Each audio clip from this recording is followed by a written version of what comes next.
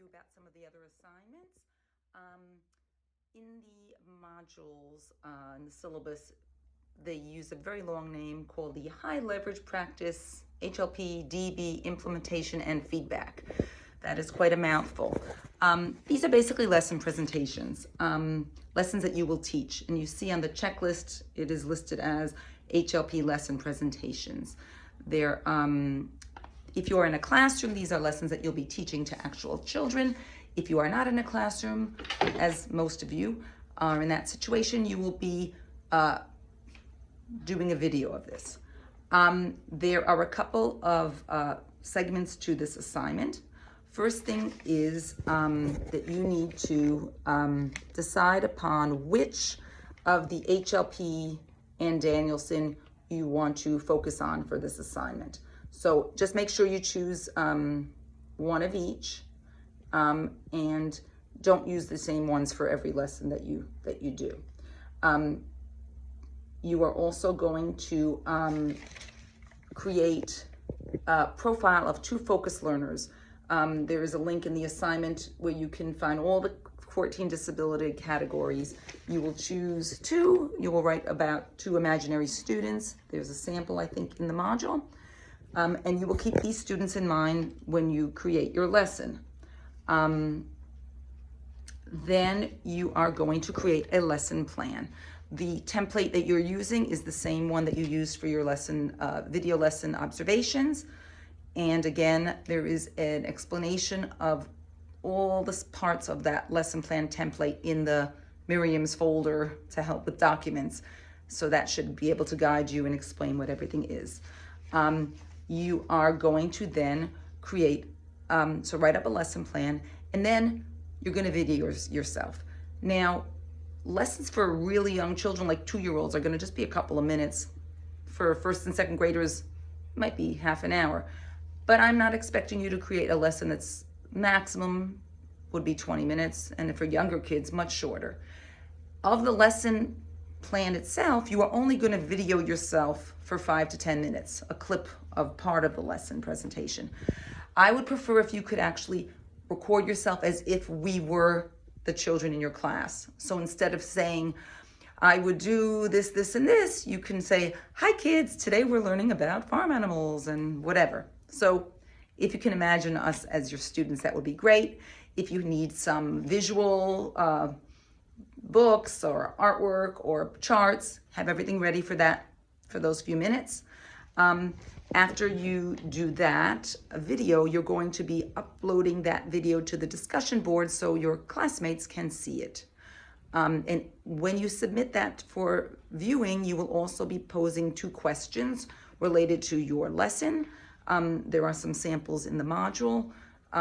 Hopefully you can relate them to the Danielson and HPL. For the students who are watching a video of a classmate, you are required to respond to 2 classmates' videos, answering their questions and sharing any feedback of what you think went well, what could go better, any suggestions you may have. And that's basically all this is about. Now, as you can see, you will be, if you look at the checklist, you will see that there are 5 of these to submit. Each of them counts for 10 hours, so that's 50 hours. And you'll see later on in Module 9, you'll be doing a formal lesson observation.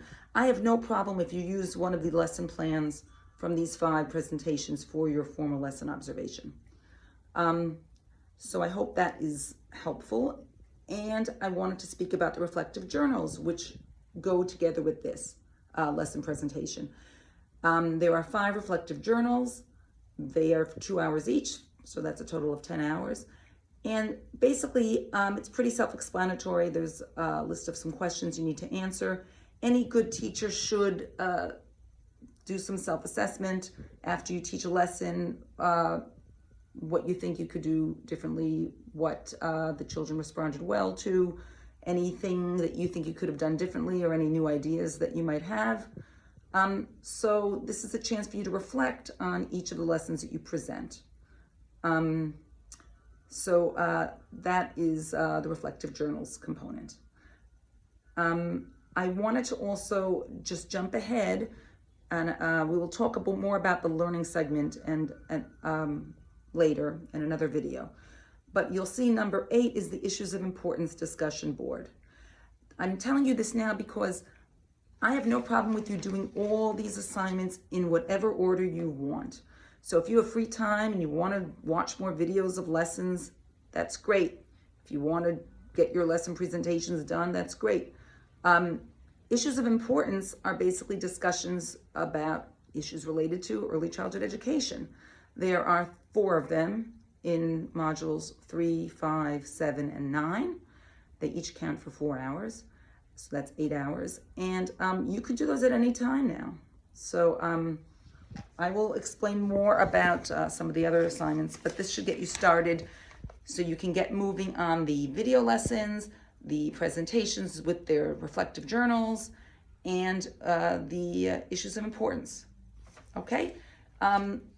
Feel free to contact me with any questions, and I suggest you check out the folder that I put in of all these various helpful documents that might help you with lesson planning, and links to the guidelines, plus the checklist and the course summary from Karen Glazer. That was really helpful.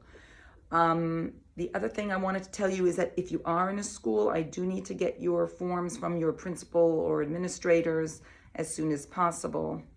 And if you are in a classroom, make sure you are logging in your observation hours with the form that you can find in the handbook. If you are not, make sure you keep track of your all the things that you're doing. There's the in the handbook as well. There is a form for alternate assessment, logging your hours. Thank you so much. Good luck. Bye.